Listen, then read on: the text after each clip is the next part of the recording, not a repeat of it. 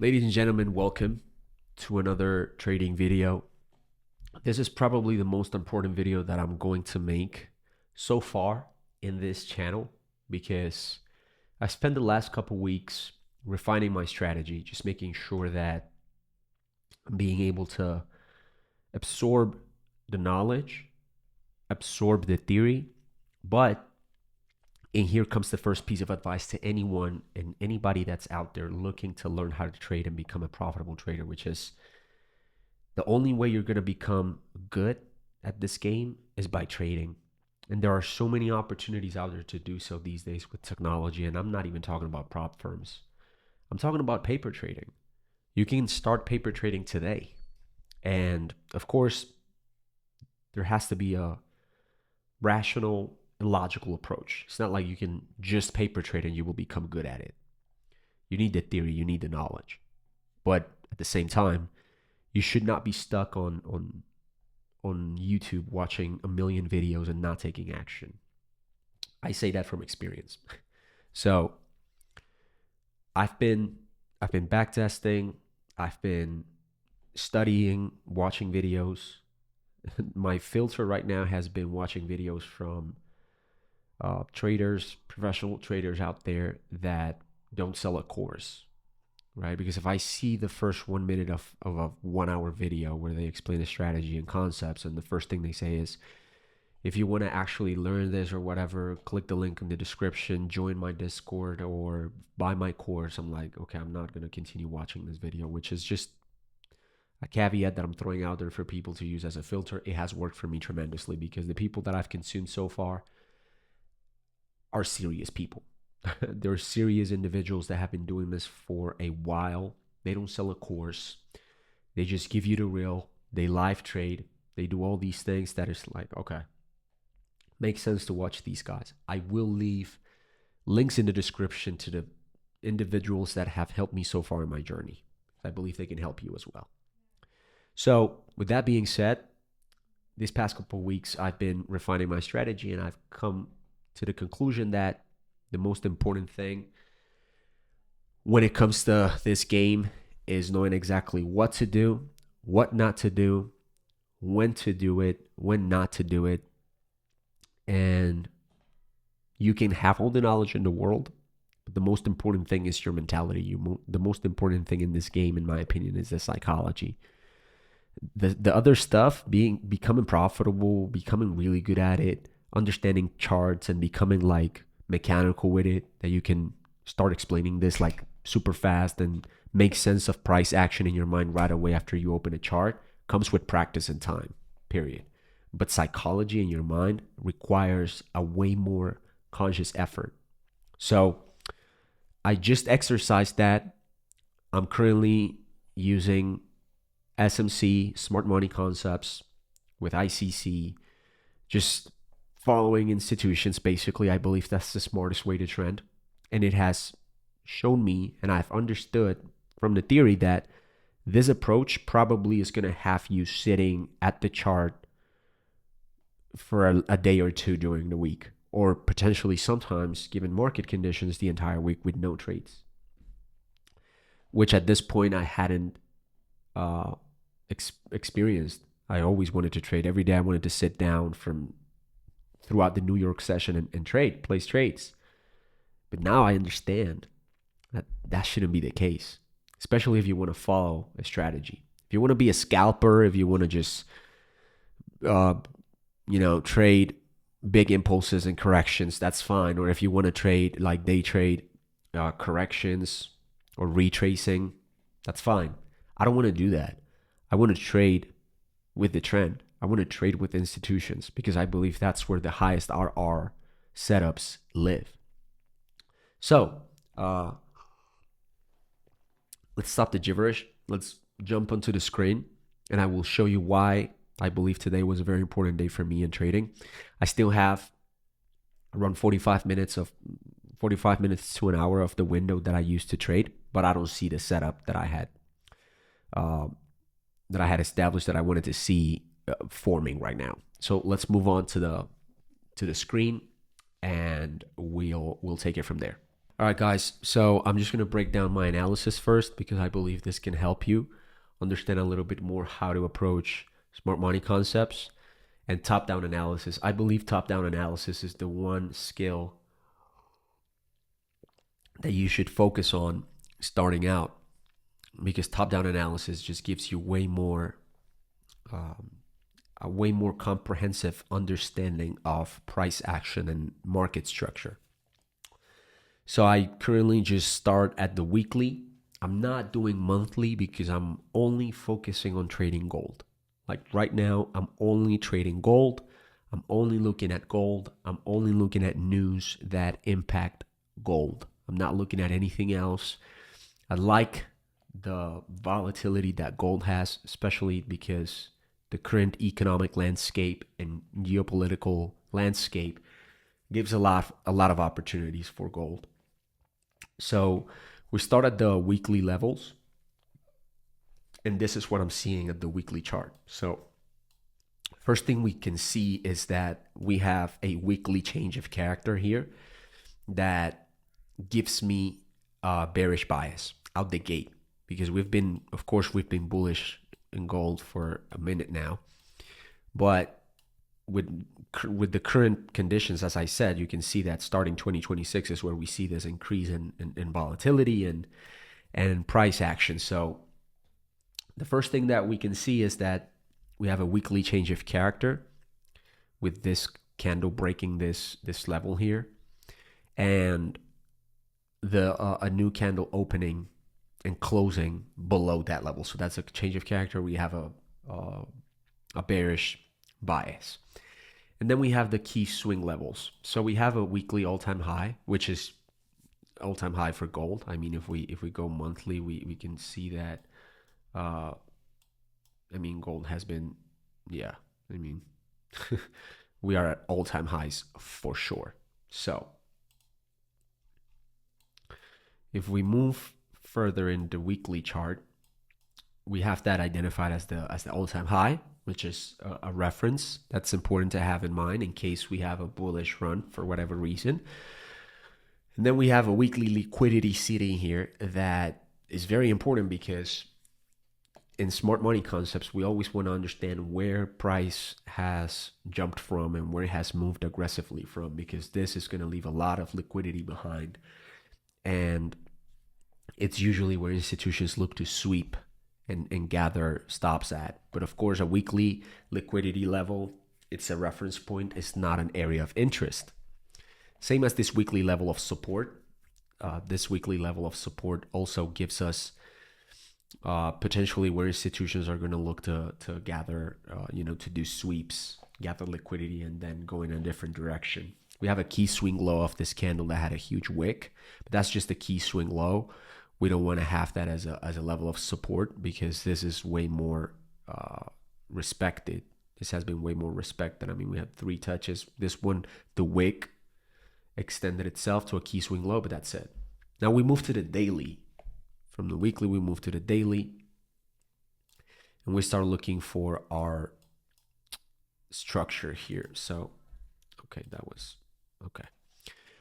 So I started identifying swing highs, swing lows, just to make myself an idea. This is me just, drawing the swing highs and swing lows allows me to keep training my mind to understand market structure pretty fast. And I see that we were going towards a bullish run after we hit this weekly level of support.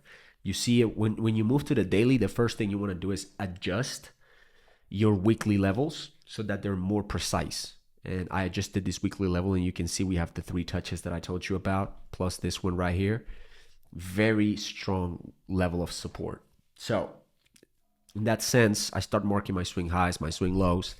I see there's a bullish trend forming, right? But then we have a change of character from this previous swing low with this swing low right here, and it actually created equal lows. That's important for later on. I'll explain further. And on this daily chart, I also see a daily PD array that I want to have as a key level. It's not yet my area of interest. My areas of interest will always be found, and I will be looking for these areas of interest within the 4-hour and 1-hour charts. This weekly and daily charts are only for the top-down analysis and start understanding what price is doing fractally, because price is fractal. That's something you guys need to understand. I mean, if you see this right here is creating a bearish trend, but if you go further down the timelines, you can get lost in price because you see price being bullish. That's the reason why the levels need to be drawn weekly, daily, and then the things like arrays and areas of interest on the 4-hour and 1-hour and the 15-minute and 5-minute should only be your trigger. That's where you enter the trades. But you don't look for these levels on the 15-minute and 5-minute. That's at least what I have understood so far. So with that being said, we have our levels. We have what it's clearly a daily PD array with this previous bullish candle creating 4 strong bear candles. And we currently have the daily candle breaking those equal lows. So that's important because if we move to the 4-hour, we're going to start seeing very interesting stuff, because on the 4-hour, we have 2 things. The first thing we identify is this right here. Before price bounced off of that weekly level of support here, right here, and created this equal lows. When you see equal lows or equal highs, and then you see an abrupt break of structure like this is a break of structure, because we have higher highs. We start to see like a trend forming, but then we see boom, break of structure. We have higher highs. We have three bull candles that were so aggressive that we even have a what's called a fair value gap, which is also very important to consider. We have this fair value gap that was created here, but that's not an area of interest because it's not as close to price as we want it to be. However, we do mark this demand zone. This is a demand zone because we have the previous bear candle, and then we have the 3 aggressive bull candles that created that fair value gap. That's a 4-hour demand zone. And if we go to the 1-hour, before I explain the rest, if we go to the 1-hour, that demand zone, it's there, right? It's there. It's very clear.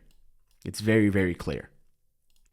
So if we see price has actually approached that demand zone and is wicked below the equal lows that we had before that demand zone was created, that right there, that's the concept of sweeping liquidity. I believe that that's the way I've understood it so far, because we're seeing institutional traders, institutions, especially when it comes to gold, we're seeing central banks and other big players sweeping all these stop losses here from people that wanted to buy after these equal lows and went very long on gold. What we're seeing right now, price is doing is sweeping that. But that doesn't mean that we want to go long after sweeping these equal lows. Why? Because if we look at the 4-hour, the gray rectangle is my daily array that we saw here on the daily chart, right? This daily array, that's very clear. On the 4-hour, we can see that there is this 4-hour order block. That's just another type of PD array, because we have institutions placing orders here just to make sure that they come back to this demand zone and perform the sweep that they already performed. So that's very clear, and this is a level you need to start drawing these levels: the order blocks, the demand zones, supply zones. This 4-order block is important because just like the demand zone right here that we identified, this order block has basically equal highs right before it. Right above it, there's this equal highs. That gives you an indication. If price moves toward this order block and starts wicking out of it and then comes down, you have a very strong setup, because that's just institutions doing what they did here and getting all this liquidity that's resting above this order block to pull price down heavily.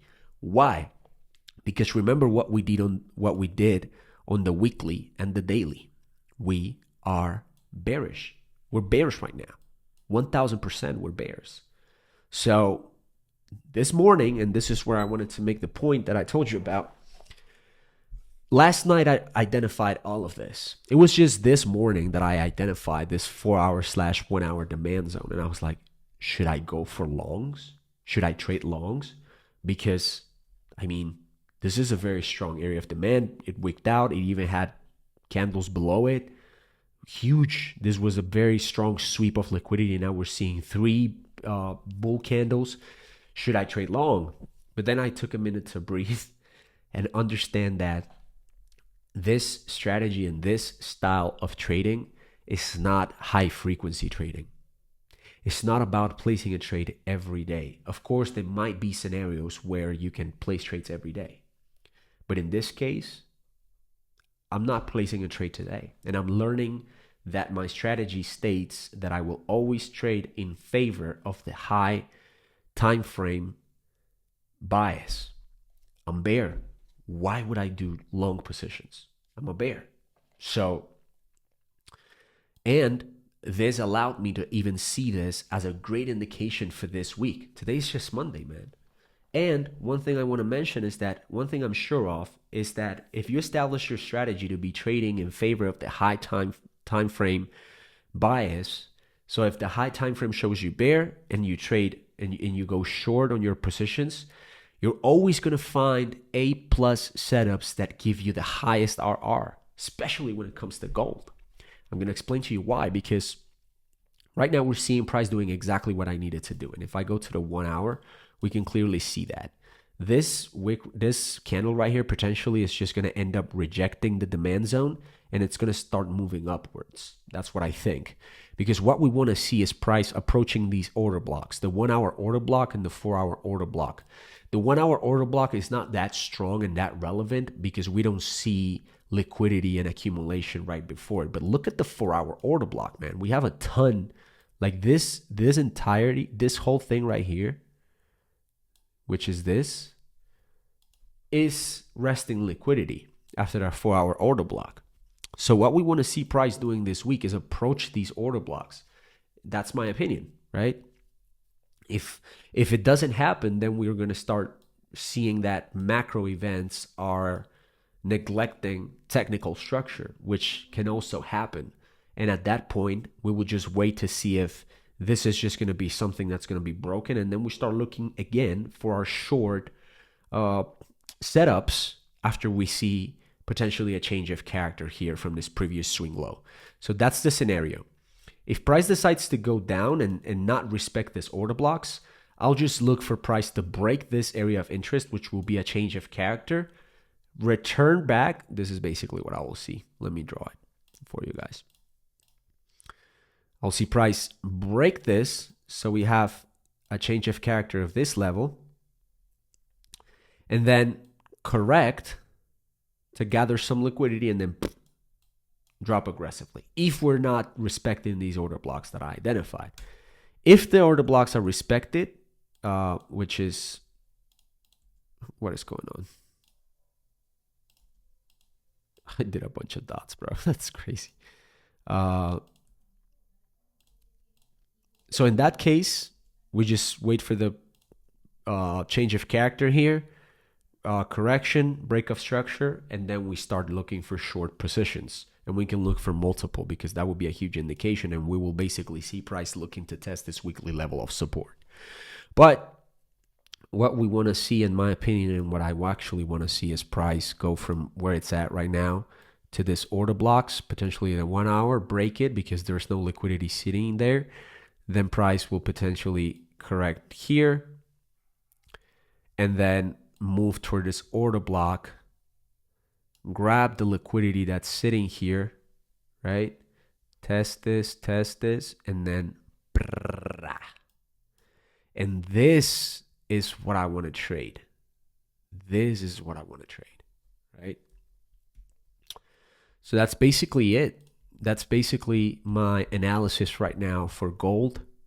And again, today was a huge lesson that I learned because I'm not placing a trade today, period. It's almost 10:30 It's 10:30 right now in New York in the Eastern Standard Time. It's 10:31, yeah. So we don't want to see. I don't want to. I don't want to jump into placing trades that don't make sense in relation to my strategy, in relation to my plan, because at that point, you're never gonna have enough data for you to support your profitability. Because if you get to a point where when you end up with a green P&L after a month, but you don't know how you got there, that is useless. That's useless. Versus you have a strategy and you know exactly what things to do, what not to do. As you can see here, I have my setup. I have a 5-point entry checklist. Higher time frame bias is clear. Liquidity sweep at mark level. Displacement candle with fair value gap present. Price retrace into fair value gap. 5-minute or 1-minute change of character confirms with body close. Boom, I enter the trade. If not, I just don't enter the trade. Period. And we're not seeing that setup right now on gold. So I'll wait. I'll literally wait. Yes, we're seeing a huge bear candle right now. So potentially my order blocks will get neglected. That's when I go back and go back to the drawing board, because that's not bad. That will just tell me, okay, so this area that I identify of demand was gathered, right? And it's actually going to turn into a new support. It's actually going to turn into a new resistance zone. And now we're going to see price come back and test this weekly level of support, which has already been broken back in March. And we'll go for shorts toward this weekly level of support. But never forget about these arrays that you identified, because eventually institutions might want to test that, because there's going to be stops sitting there. There's going to be liquidity floating around these areas. So that's basically it. Learn when not to trade, fellas, ladies, gentlemen. Learn when not to trade. When you are looking for the setup, don't go to the 5-minute, man. You're going to go crazy. If you go to the 1 minute, I would have been wanting to trade this right here. Then price right here, I want to trade this. Last night I would have wanted, I saw this happening live last night when I was doing my analysis. I was like, holy shit, should I go long? No, we're bearish right now. We're seeing price really, really stay around this area. It's probably gathering a lot of liquidity. Then we'll see what happens. If it bounces and we see price go below this level, okay, we'll go short. We'll test this weekly level of support, but that's for another day. Today, we just watch, analyze, and stick to the strategy, stick to the plan. Make sure you manage your mental, man. Make sure you manage this freaking thing up there, because that's the only thing that's going to make you profitable. Peace and love.